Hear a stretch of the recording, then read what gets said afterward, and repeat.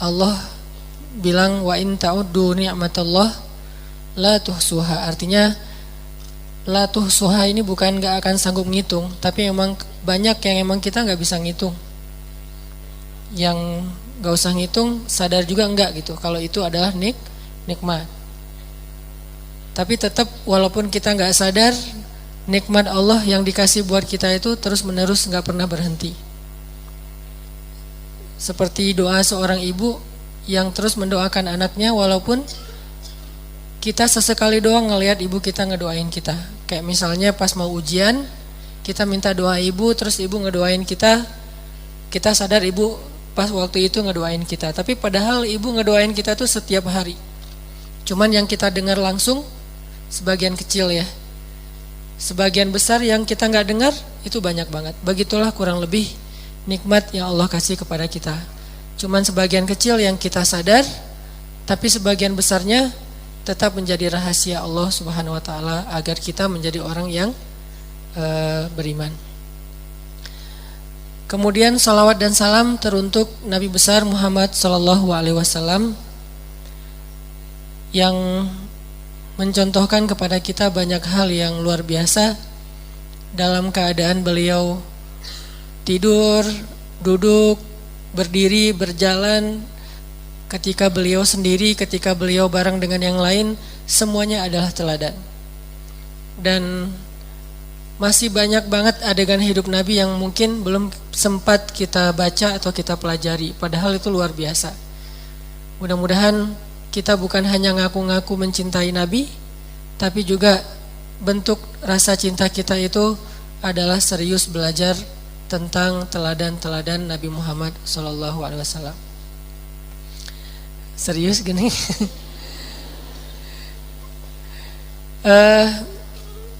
Ibu-ibu dan teman-teman sekalian yang dirahmati Allah, hari ini kita bahas satu bab yang penting dalam kehidupan sehari-hari kita, melawan ego. Pernah ngerasa ngelawan ego? Sering ya? Pernah live group?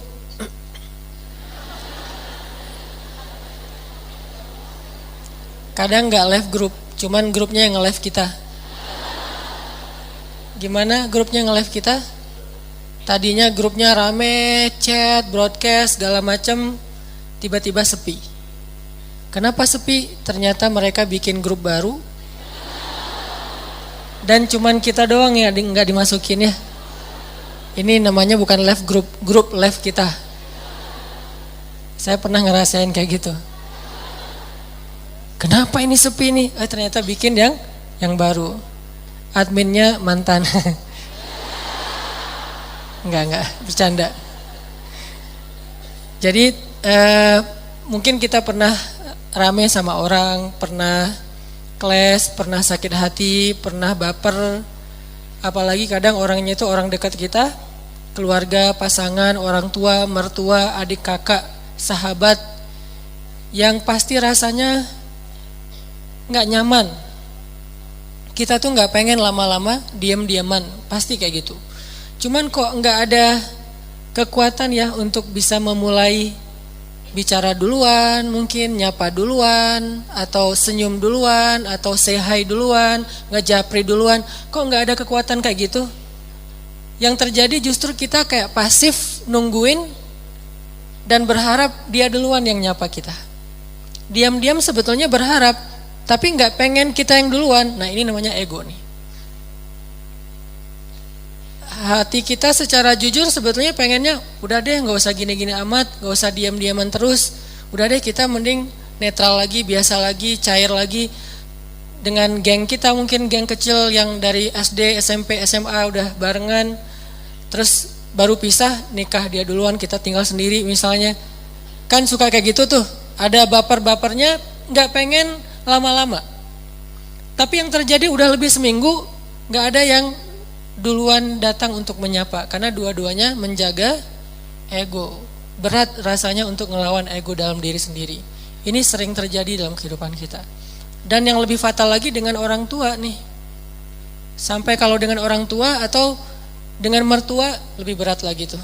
Kadang dengan pasangan aja bisa kayak gitu. Kita berharap udahlah cair lagi, ngobrol lagi kayak kemarin. Tapi ada rasa berat pengen yang duluan. Nah, gimana cara kita bisa menjaga melawan ego kita sehingga tetap bisa menjaga silaturahim, menyambung silaturahim, berdamai dengan orang-orang yang dekat dengan kita selama ini ketika ada masalah. Ini pembahasan yang luar biasa penting, walaupun mungkin kita udah pernah baca hadis-hadisnya, pernah dengar ceramah-ceramah tentangnya. Setidaknya hari ini kita pengen refresh lagi semangat kita untuk melawan ego. Melawan ego itu dalam kehidupan kita tuh ada banyak macam, teman-teman. Pertama, melawan ego ketika kita harus mengakui kesalahan kita. Ini berat nih. Mengakui bahwa kita salah itu berat. Dan yang membuat kita sulit mengakui kesalahan kita, walaupun secara jujur di dalam hati kita nyadar kalau kita tuh salah, tapi nggak pengen ngaku, itu pasti ego. Nah, ada satu kisah yang luar biasa, kisah ketika Nabi SAW selesai perang Khaybar. Perang Khaybar itu perang paling besar antara kaum muslimin dengan orang Yahudi di Madinah. Ini paling besar dan bisa dibilang perang terakhir Nabi SAW. Setelah itu udah kayak nggak ada lagi perang-perang yang sulit. Ini perang Khaybar. Perang Khaybar, setelah selesai perang, ada beberapa tawanan perang. Salah satunya adalah calon istri Nabi, orang Yahudi. Siapa namanya? Sofia. Jadi salah satu tawanan perang Khaybar itu adalah Sofia. Suaminya terbunuh dalam perang Khaybar, saudaranya terbunuh dalam perang Khaybar, ayahnya terbunuh dalam perang Khaybar, pamannya terbunuh dalam perang Khaybar, keluarga besarnya banyak yang terbunuh dalam perang Khaybar. Dan cuman mungkin bisa dibilang dia sebatang kara yang selamat dalam perang Khaybar dan jadi tawanan kaum muslimin. Akhirnya Nabi datang ke tenda para tawanan perempuan. Nabi mencari tahu di mana Sofia karena dia anak kepala suku. Ditunjukkan oleh sahabat, masuklah Nabi dengan beberapa orang sahabat ke dalam tenda Sofia, dan Sofia waktu itu komen dalam postingan itu tuh. Kata Sofia, Muhammad adalah orang yang paling aku benci saat itu. Gimana enggak? Ayahnya dibunuh, pamannya dibunuh, saudaranya dibunuh, suaminya dibunuh. Keluarga besarnya banyak yang terbunuh dalam perang Khaybar. Sehingga kata Sofia, Muhammad adalah orang yang paling aku benci waktu itu. Jadi Nabi datang ke Sofia dalam kondisi Sofia itu lagi benci banget sama Nabi. Ngelihat wajah Nabi juga gak mau. Apalagi nge-follow. Ngelihat wajahnya aja gak mau. Kalau Nabi request mau follow, pasti di blok. Jadi benar-benar nih, Sofia lagi marah berat dan lagi baper berat sama Nabi, lagi benci banget sebenci-bencinya dan lagi sedih sesedih-sedihnya. Gimana nggak sedih, kehilangan satu keluarga aja sedihnya, apalagi satu keluarga besar, termasuk orang yang paling penting dalam hidupnya, ayah dan suaminya. Apa yang dilakukan Nabi? Nabi datang minta maaf kepada Sofia. Apakah Nabi salah? Tidak. Apakah Nabi zalim kepada keluarga Sofia? Tidak sama sekali. Tapi Nabi tidak punya ego di dalam dirinya. Beliau datang meminta maaf kepada Sofia. Masuk ke tenda Sofia. Sofia, maafkan aku atas kematian ayahmu. Maafkan aku atas kematian suamimu. Maafkan aku atas kematian saudaramu, pamanmu, keluarga besarmu. Kemudian Nabi menjelaskan apa yang sebenarnya terjadi. Aku udah ngasih kesempatan buat ayahmu, tapi beliau menolak, beliau malah menyerang kami, beliau malah zalim kepada beberapa kaum muslimin dan seterusnya. Nabi menjelaskan, meminta maaf, menjelaskan, meminta maaf, menjelaskan, meminta maaf, terus menerus sampai akhirnya luluh hati Sofia dan tiba-tiba Sofia menjadi jatuh hati kepada Rasulullah SAW. Lihat luar biasanya Nabi dalam meminta maaf. Bukan maaf ya, udah selesai pergi. Enggak. Beliau minta maaf sampai Sofia jatuh hati pada beliau. Itu gimana caranya tuh? Orang yang tadinya benci banget jadi cinta banget. Sehingga kata Sofia, beliau terus meminta maaf dan menjelaskan, meminta maaf dan menjelaskan, meminta maaf dan menjelaskan, sampai akhirnya beliau menjadi orang yang paling aku cintai di muka bumi. Ini luar biasanya akhlak Nabi SAW. Jadi Nabi itu bukan hanya bisa bikin orang yang lagi bete jadi happy, malah orang yang jadi lagi haters banget jadi followers dan fans berat. Bukan fans lagi, loversnya jadi pencinta. Ini artinya ada pelajaran gimana melawan ego. Mengakui bahwa kita salah, walaupun posisi Nabi sebetulnya beliau nggak salah. Namanya perang pasti ada adu fisik segala macam. Lagian kalau kita baca kronologis cerita perang Khaybar, maka kita akan lihat bahwa Nabi itu udah toleran banget, udah ngasih kesempatan banget, udah ngasih banyak tawaran-tawaran yang nggak harus perang deh. Udah kita damai aja, tapi mereka nggak mau. Akhirnya nggak bisa dihindari, terjadilah perang. Kalau kita baca kronologis panjangnya perang Khaybar. Tapi dalam kondisi Nabi nggak bersalah, Nabi nggak zolim, Nabi nggak pernah mencurangi hak orang lain, Nabi masih datang kepada perempuan ini untuk meminta maaf. Gimana dengan kita yang mungkin kondisi kita nggak seperti Nabi yang suci, yang maksum? Pasti ada salahnya kita. Walaupun kadang-kadang yang pertama salah orang lain. Yang pertama salah itu mungkin teman, salah ngomong, salah sikap, atau kadang-kadang sikapnya bukan sesuatu yang gimana, cuman diam doang. Kadang dia diam, kita baper. Akhirnya bapernya tuh berlarut-larut sampai keinget lagi yang dulu-dulu, jadilah diakumulasi jadi rame. Emang sih dia dari dulu tuh kayak gitu, dibawa yang dulu-dulu. Padahal katanya dulu udah dimaafin, tapi masih dibawa lagi. Nah ini artinya kalau Nabi aja yang gak bersalah datang meminta maaf duluan, dan meminta maafnya tuh gak sekali, berjam-jam loh. Kalau kata periwayat cerita itu berjam-jam Nabi minta maaf, sampai membuat Sofia perlahan-lahan yang tadinya gak mau ngelihat, mulai ngelihat. Yang tadinya gak mau senyum, mulai matanya agak sedikit gak mau melotot lagi gitu.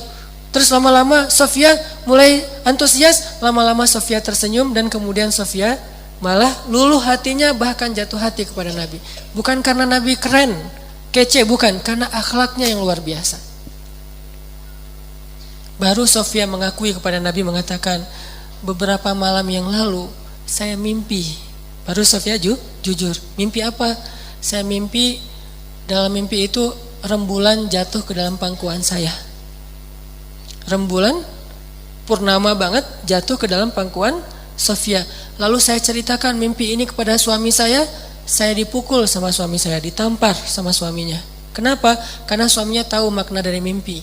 Kata suaminya, kamu jangan macam-macam, kamu tertarik dengan laki-laki yang di Madinah, maksudnya Muhammad.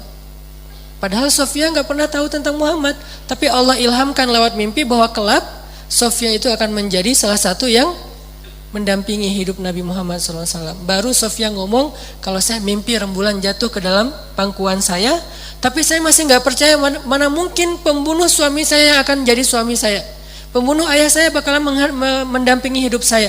Tapi ketika melihat akhlak Nabi, semuanya berubah. Dialah yang paling layak untuk saya. Ini melawan ego dengan cara meminta maaf. Dan itu gak gampang. Tapi walaupun itu gak gampang, justru karena dia sulit, balasan di sisi Allahnya luar biasa. Sehingga ada kaidah dalam fikih, al-jaza min jinsil amal, al-jaza ala qadril masyaqqah. Balasan itu tergantung sulitnya beramal. Balasan itu tergantung sulitnya beramal. Makin sulit dalam beramal, makin besar balasan di sisi Allah Subhanahu wa taala. Jadi kalau kita ngerasa meminta maaf, mengakui kesalahan itu adalah hal yang berat, yang sulit, berarti itu ibadah yang luar biasa pahalanya. Lebih gampang mana coba saya tanya? Meminta maaf atas kesalahan kita dengan sholat sunnah qobliyah 2 rakaat. Lebih gampang sholat sunnah. Bahkan terkadang lebih gampang tahajud daripada minta maaf. Kadang-kadang lebih gampang melaksanakan tahajud. Ada orang tahajudnya rajin tapi gak pernah mau ngaku kalau dia salah. Kan berarti lebih sulit meminta maaf ya. Maka dari itu menjadi salah satu indikasi bahwa meminta maaf dalam kondisi tertentu pahalanya lebih besar daripada ibadah tahajud. Kenapa? Karena dia lebih sulit. Al-jaza'u ala qadril masyaqqah. Balasan itu tergantung tingkat kesulitan dalam beramal. Ada dua orang yang datang ke masjid, yang satu jarak rumahnya cuma di sebelah masjid, yang satu lagi jauh dari masjid. Kemudian kondisinya hujan, sehingga dia hujan-hujanan datang ke masjid dingin, berdiri di shaf pertama di belakang imam, barengan nih. Tapi pahalanya beda, tergantung apa? Tergantung kesulitan. Yang satu dekat masjid, pahalanya pahala berjamaah. Yang kedua jauh dari masjid, pahalanya berjamaah dan effort yang lebih. Begitu juga kita ketika kita ngerasa ada ego yang harus kita lawan. Makin berat ego yang harus kita lawan, makin besar pahala dari ibadah itu. Ini namanya meminta maaf, nggak gampang. Bahkan Nabi SAW kadang meminta maaf kepada pasangannya, kepada keluarga besarnya, kepada sahabatnya kalau beliau pernah menyakiti mereka. Buktinya apa? Sebelum Nabi wafat, dalam kondisi sakit berat, Nabi itu lagi meriang, lagi gigil gitu. Tiba-tiba Nabi berdiri dalam keadaan yang nggak gemetar gitu, nggak kuat berdiri. Nabi berdiri di depan mimbar. Nabi mengatakan, wahai sahabat-sahabatku,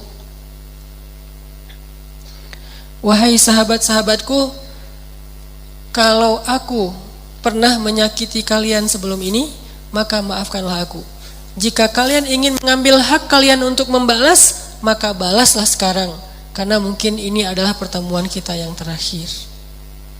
Bayangin seorang nabi yang jasanya itu udah lebih daripada ibu ke anak kan? Jasa ibu ke anak masih kalah dengan jasa nabi kepada umatnya. Kalau ibu ke anak jasanya apa? Mengandung, melahirkan, menyusui, membesarkan. Kalau jasa nabi bukan cuma di dunia, tapi juga di akhirat. Nabi itu paling berjasa dalam hidup kita, bahkan lebih daripada orang tua kita. Orang tua kita nanti di akhirat ninggalin kita loh. Begitu bangkit dari kubur, semuanya jalan sendiri-sendiri.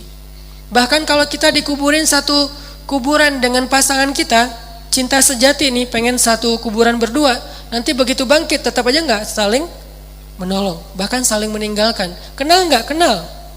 Jadi pas kita bangkit dari kubur, baru dihidupkan kembali, kita ngelihat ke sebelah, ada dia di sebelah. Itu pasangan kita banget tuh, bahkan bukan mantan, emang dia istri kita atau suami kita, nggak ada dendam gitu, masih ada rasa kasih sayang gitu. Bangkit dari kubur ngelihat pasangan kita, sama sekali kita nggak mikirin untuk menolong dia, pergi aja sendiri. Dia juga gitu, pergi sendiri. Yauma yafirrul mar'u min akhihi wa ummihi wa abihi wa sahibatihi wa bani likulli imri'in minhum yauma idzin sya'nun yughni. Hari ketika seorang ibu ayah meninggalkan anaknya, ketika istri suami meninggalkan pasangannya, ketika adik kakak meninggalkan saudaranya, ketika sahabat karib meninggalkan sahabatnya, setiap orang sibuk hanya dengan urusannya sendiri-sendiri. Cuman satu orang yang hari itu peduli kepada kita. Bukan ayah kita, bukan ibu kita, bukan istri kita, bukan suami kita, bukan guru kita, bukan sahabat kita, bukan geng SD kita, bukan teman satu grup sama kita, bukan siapapun. Terus siapa? Rasulullah SAW. Cuman Nabi yang paling sibuk di hari itu. Nyari-nyari kita, terus minta ke Allah, ya Allah selamatkan dia, nyari lagi, ya Allah selamatkan dia, terus saja sepanjang waktu. Jadi Nabi itu orang yang paling berjasa. Jadi walaupun kalaupun beliau pernah menyakiti, ya sudah hak beliau untuk dimaafin. Kecil kesalahan beliau kalau pernah pun menyakiti sahabat dibandingkan dengan jasa yang sangat besar. Dan gak mungkin juga Nabi sengaja menyakiti, pasti gak sengaja. Tapi dalam kondisi kayak gitu Nabi masih minta maaf. Bayangin, seorang Rasul, utusan Allah, kekasih Allah, minta maaf kepada umatnya. Terus siapa kita sebagai suami harus merasa ego meminta maaf kepada istri? Apakah kita lebih mulia daripada Rasulullah? Siapa kita sebagai istri merasa ego meminta maaf kepada suami? Apakah kita lebih mulia daripada Rasulullah? Meminta maaf kepada orang tua, meminta maaf kepada anak, meminta maaf kepada mertua, teman dan seterusnya, apakah kita lebih mulia daripada Rasulullah yang udah sempurna? Tapi beliau tetap meminta maaf kepada umatnya. Nabi berdiri dalam keadaan susah payah. Padahal Nabi kalau pengen minta maaf bisa aja mention aja lah, nggak usah harus ketemu orangnya kan ya. Tinggal add siapa minta maaf ya, udah. Nabi bisa telepon, Nabi bisa japri, Nabi bisa ngutus orang, kasih tahu ke dia saya minta maaf, atau suruh ngumumin sama kayak Abu Bakar gitu. Abu Bakar berdiri di atas mimbar, wahai kaum muslimin, Rasulullah lagi sakit keras, beliau berpesan minta maaf kalau ada salah kepada kita semuanya. Bisa kan? Tapi saking seriusnya Nabi minta maaf, beliau dalam keadaan sangat lemah, dan itu sakit yang membuat beliau wafat loh, berarti sakit keras banget nih. Tapi beliau sempat-sempatin untuk berdiri di atas mimbar dalam keadaan gemetar dan mengatakan, maafkanlah aku wahai kaum muslimin, wahai sahabat-sahabatku. Dan kalau kalian sulit menerima permintaan maaf, maka balaslah sesuai dengan hak kalian. Nabi siap dibalas. Dan itu jujur dari Rasulullah. Tiba-tiba seorang sahabat yang kita tahu, Ukasyah, berdiri mengatakan, ya Rasulullah, saya akan mengambil kisos. Para sahabat semuanya kaget, Ukasyah kok tega banget sama Nabi, nggak ngelihat Nabi lagi sakit keras, dan itu kekasih mereka semua. Mereka lebih mencintai Nabi daripada orang tuanya, daripada pasangannya. Makanya ada istilah bi abi wa ummi anta ya Rasulullah, engkau lebih kami cintai dari semuanya ya Rasulullah. Tiba-tiba Ukasyah bilang, ya Rasulullah, saya menuntut kisos. Karena dulu Rasulullah pernah mencambuk punggung saya ketika sedang mengendarai onta, nggak sengaja kena. Pas ngangkat kayak cambukan gitu untuk ini onta, kena Ukasyah. Nabi langsung meminta dipapah untuk turun dari mimbarnya, wahai Ukasyah, ambillah hakmu. Sama sekali nggak berubah wajah Nabi. Sama sekali Nabi itu nggak merasa, Ukasyah, ya sih, cuman nggak gitu-gitu amat kali, kan saya lagi sakit. Enggak. Ukasyah, kamu nggak ngelihat nih wajah saya pucat kayak gini? Ukasyah tega banget sih sama aku. Enggak sama sekali, ini Rasulullah tulus banget minta maaf. Kalau kita kan kayak minta maaf itu basa-basi ya. Minta maaf dengan harapan dia juga ngakuin kalau kesalahan dia lebih banyak gitu. Agak-agak kurang tulus sih, modus banget kalau kita. Kalau Rasulullah itu tulus banget. Begitu Ukasyah minta kisos, Rasulullah turun dan Rasulullah bilang, tolong ambilkan cemeti untuk Ukasyah. Diambilkan oleh sahabat. Terus Ukasyah pegang itu, kata Ukasyah, ya Rasulullah, waktu itu saya nggak pakai baju. Nabi pakai baju tebal karena beliau lagi meriang. Kata Ukasyah, waktu itu saya nggak pakai baju.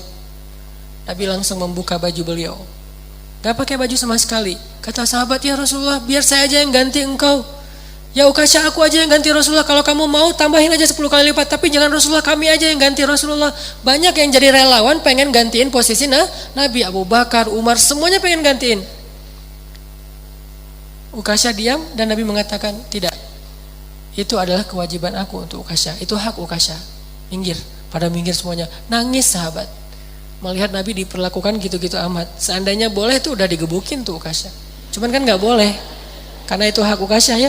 Pada sebel semuanya. Pokoknya habis ini kita unfollow semuanya, di blok, nggak ada yang boleh ngomong sama Ukasyah. Pokoknya Ukasyah itu harus dikucilkan. Udah pada sebel semuanya sama Ukasyah. Ada yang di sebelahnya, Ukasyah apaan sih lo? Kayak gitu-gitulah. Ukasyah diam aja. Nabi membuka bajunya, nggak pakai baju sama sekali sehingga kelihatan kulit beliau yang bersih, badan beliau yang mulai kelihatan beliau lemah banget, sakit. Lalu Ukasyah mendekat, Nabi bersiap dan Nabi udah pasrah. Kenapa? Karena Nabi tidak mau zalim kepada siapapun. Langsung dibuang tuh sama Ukasyah cemetinya, langsung dipeluk oleh Ukasyah, dicium punggungnya Nabi oleh Ukasyah. Nabi kaget, Ukasyah ada apa? Ukasyah ada apa? Sahabat juga kaget, apa-apaan sih ini? Makin kaget gitu. Jangan-jangan kalau zaman sekarang mah ya. Oh ternyata Ukasyah melukin Nabi erat banget dipeluk. Terus kata Ukasyah, ya Rasulullah, masalah itu jauh-jauh hari udah saya lupakan. Saya itu mah nggak penting. Kalau Nabi mau cambukin aja lagi saya 1000 kali, nggak masalah buat saya. Saya hanya pengen kali ini karena Nabi bilang pertemuan terakhir, maka untuk terakhir kalinya saya pengen menyentuh kulit Nabi Muhammad SAW. Tapi nggak usah gitu-gitu amat juga ya kali ya kalau bahasa kita mah. Ini agak-agak unik nih caranya nih. Cuman Allah alam ya kondisi waktu itu, jangan menjudge sejarah. Yang jelas Ukasyah meluk, terus Nabi mengatakan kulit yang bersentuhan dengan kulitku maka Allah haramkan dari api neraka. Yang lain pada heboh, oh ya udah ikutan, heboh gitu. Sambil meluk, sambil selfie, ada yang pengen update status gitu. Kalau zaman sekarang kan nggak lupa ya kemana-mana bawa handphone, sadar kamera banget. Lihat gimana Rasulullah SAW itu serius minta maaf. Padahal salah apa sih Nabi kepada umatnya? Kalaupun ada juga nggak sengaja, lagian jasa beliau jauh lebih besar, tapi masih mau minta maaf. Dan minta maafnya itu bukan nunggu sembuh, bukan nunggu sehat. Dalam keadaan sakit keras juga beliau datangin orang untuk minta maaf. Artinya seandainya Ukasyah nggak ada di situ, Nabi datangin tuh rumah Ukasyah minta maaf. Bukan ditelepon, didatangin orangnya. Didatangin orangnya buat apa? Meminta maaf. Apa yang membuat Nabi begitu luar biasa bisa melawan ego beliau? Iman. Obat ego itu adalah iman. Karena beliau yakin semua yang terjadi di dunia ini nanti akan dipertanggungjawabkan nanti di akhirat. Dan di atas pertanggungjawaban itu ada satu hal lagi. Karena meminta maaf itu adalah salah satu ciri hamba yang dicintai Allah Subhanahu wa taala. Allah tuh cinta banget sama hamba yang senang meminta maaf, baik kepada Allah ataupun kepada manusia. Allah senang banget. Makanya ada istilah li'ajlika rabbi. Apa arti li'ajlika rabbi? Jadikan semua yang kita lakukan itu ini untukmu ya Allah. Kalau karena Allah agak-agak mainstream ya, bahasanya agak kurang berasa. Untukmu ya Allah. Jadi kita meminta maaf. Kenapa saya harus melawan ego saya minta maaf? Ini untukmu ya Allah, saya meminta maaf. Ini untukmu ya Allah, saya memaafkan. Ini untukmu ya Allah, saya menahan amarah. Ini untukmu ya Allah, ini untukmu. Semua yang kita lakuin dalam kebaikan-kebaikan di dunia tuh, coba kita niatkan, ini untukmu ya Allah. Kalau bukan karena engkau, saya nggak akan sanggup melakukan ini. Jadi bukan untuk suami, bukan untuk teman, bukan untuk orang tua, mertua, bukan untuk orang lain, tapi untuk Allah. Coba niatkan itu, insya Allah akan lebih ringan. Kadang-kadang yang buat kita ego dan ngerasa berat itu kan ngerasa bahwa ini untuk orang itu ya. Udah dia jahat ke saya terus saya maafin, enak banget. Kalau untuk dia kita ngerasa agak-agak kayak rugi gitu. Tapi kalau untuk Allah, ini untukmu ya Allah. Saya melakukan hal yang berat kayak gini. Niatkan untuk Allah bukan untuk orangnya. Maka insya Allah Allah akan melapangkan dada kita. Minta maaf. Terus ada lagi kisah serius dalam meminta maaf tuh. Kalau kita baca sejarah sahabat ya teman-teman, ternyata sahabat Nabi itu sesoleh apapun tetap aja ada cerita clash di antara mereka, baper-baperan, terus ada yang kayak diem-dieman, ada yang putus kontak, ada yang di-reject, berkali-kali telepon di-reject, ada aja kisah kayak gitu di zaman dulu. Walaupun mungkin analoginya analogi kekinian, tapi kayak gitu adegannya ada di zaman dulu. Padahal mereka orang soleh. Cuman bedanya mereka sama kita apa? Recovery-nya gampang. Setelah baper, mengobati bapernya itu lebih cepat daripada kita. Kalau kita baper lama. Kalau mereka baper sebentar langsung recovery. Jadi ada kisah antara Abdullah bin Zubair dengan Muawiyah bin Abi Sufyan. Abdullah bin Zubair ini salah satu sahabat Nabi yang kalau sholat paling lama loh. Saking lamanya dia sholat sampai merpati hinggap di atas kepala Abdullah bin Zubair. Jadi kalau dia sholat duha tuh merpati hinggap di atas kepalanya, dikirain itu batu. Saking lamanya berdiri tuh. Merpati kan nggak mungkin hinggap di atas kepala kita kalau kita berdirinya baru setengah jam ya. Masih curiga, nih manusia, enggak, patung, manusia, patung. Masih debat gitu kan di antara merpati teh. Pas udah lama beberapa jam merpati jadi ragu. Kata saya juga dia patung bukan manusia. Buktinya dari tadi nggak gerak-gerak. Kalau gerak kedip aja, itu dia yakin ini manusia nih. Saking khusyuknya sholat Abdullah bin Zubair sampai seolah-olah nggak berkedip. Jadi nggak melotot juga sih, karena kalau melotot nggak berkedip kan berat ya. Ngelihat ke bawah tapi nggak berkedip. Dan lama banget berdirinya sampai merpati tadinya cuman lewat terbang terus lama-lama hinggap di dekat Abdullah, berdiri ngelirik-ngelirik. Manusia nggak sih? Melihat terus lama-lama mendekat gitu, lama-lama iya ya nggak gerak-gerak dari tadi, ya udah coba naiklah ke atas kepalanya tapi langsung terbang lagi, naik terbang lagi, lama-lama benar-benar nggak bergerak, hinggaplah merpati di atas kepala Abdullah bin Zubair. Seolah-olah kata ulama, seandainya mereka bikin sarang di atas kepala itu jadi tuh. Saking solehnya Abdullah bin Zubair, ibadahnya luar biasa. Tapi sesoleh ini baperan juga. Ada kasus dia baper. Masalahnya apa? Jadi Abdullah bin Zubair punya kebun yang berdampingan dengan kebunnya Muawiyah bin Abi Sufyan. Nah, pekerjanya Muawiyah tuh sering salah ngambil buah yang jatuh dari kebun Abdullah. Jatuh ke seberang diambil. Atau pas lagi kayak kan ada batasnya tuh, kurang lebih lah kayak gitu-gitu. Diaduinlah sama pekerjanya Abdullah kepada Abdullah. Abdullah tuh buah-buahan kamu tuh banyak diambil sama pekerjanya Muawiyah. Mereka curang, mereka zalim dan seterusnya. Akhirnya Abdullah marah, ngirim surat kepada Muawiyah. Waktu itu Muawiyah jadi gubernur di Syam, jadi gubernur di Suriah. Dikirim surat sama Abdullah. Suratnya isinya marah-marah. Apa kalimatnya? Ya ibna akilatil akbat, wahai anak perempuan yang pernah makan jantung. Menyinggung ibunya Muawiyah. Siapa ibunya Muawiyah? Hindun, yang pernah makan jantung Hamzah dalam perang Uhud. Jadi istilahnya akilatul akbat, perempuan pemakan jantung. Ini penghinaan. Wahai anak perempuan yang pernah makan jantung, pekerja kamu itu zalim. Dia marah-marah, dia ngomel. Muawiyah membaca surat itu menangis, sedih karena ibunya dibawa-bawa, padahal ibunya udah masuk Islam dan udah baik keislamannya. Tapi terpancing dengan kemarahan, Abdullah nyinggung-nyinggung lagi masa jahiliyah ibunya Muawiyah. Wahai anak perempuan yang pernah makan jantung. Muawiyah sedih, dalam sedih itu dia balas suratnya, Bismillahirrahmanirrahim, Assalamualaikum warahmatullahi wabarakatuh. Ya ibna Zatin nitaqain wa ibna hawarir rasul. Dibalas dengan kebaikan oleh Muawiyah. Wahai anak perempuan yang punya dua ikat pinggang. Itu ibunya Abdullah bin Zubair. Siapa ibunya Abdullah bin Zubair? Asma bintu Abi Bakar, anaknya Abu Bakar. Kakaknya, tetehnya Aisyah, Asma binti Abu Bakar. Dan Asma ini julukannya adalah Zatin nitaqain, perempuan yang punya dua ikat pinggang. Kenapa dijulukin kayak gitu? Karena dulu ketika Nabi pengen hijrah, Asma itu membuka ikat pinggangnya yang dari kain, disobek jadi dua bagian. Satu bagian dipakai ngikat bawaan Nabi, satu bagian lagi dipakai ngikat bajunya sendiri. Sehingga sejak saat itu Asma dikenal dengan pujian Zatin nitaqain, perempuan yang membuat dua ikat pinggang, bahwa dia berjasa dalam hijrah Nabi. Celaan Abdullah kepada Muawiyah dibalas dengan pujian Muawiyah kepada Abdullah. Wahai anak seorang perempuan yang punya dua ikat pinggang, dan anak seorang laki-laki yang dijuluki Hawarin Nabi. Apa arti Hawari? Penolong, yang menjadikan tubuhnya sebagai tameng buat Nabi, yang pasang badan untuk Nabi. Pujian-pujian untuk ayah dan ibunya Abdullah bin Zubair. Saya minta maaf kalau ada kesalahpahaman dan seterusnya, saya akan ganti rugi.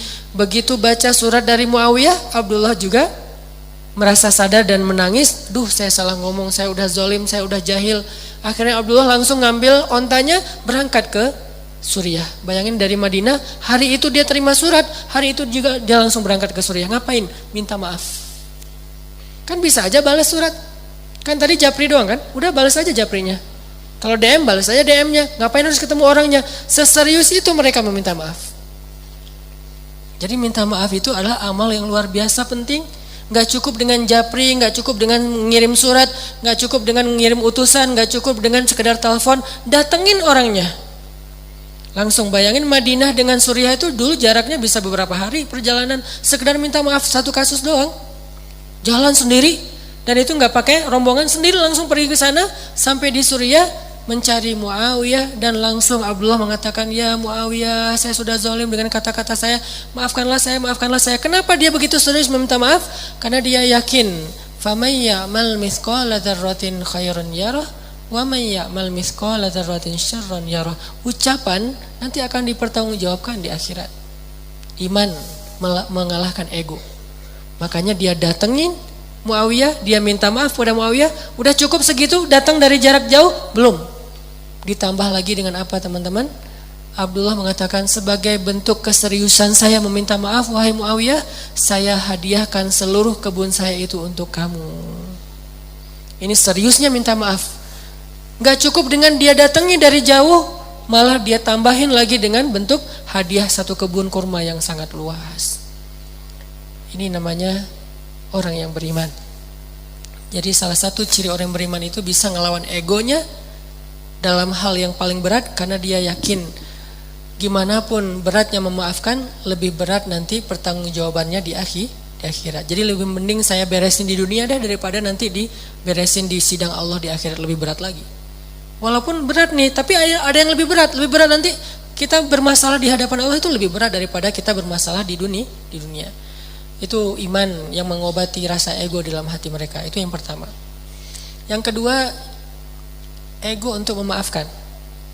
Kalau yang pertama ego meminta maaf, ini aja berat. Yang kedua lebih berat lagi nih, ego memaafkan. Cuman insya Allah kalau orang yang datang meminta maaf itu kayak Nabi, siapa yang gak akan memaafkan? Kalau yang datang meminta maaf itu kayak Abdullah, sampai ngehadiahin satu kebun, siapa sih yang sulit untuk memaafkan ya?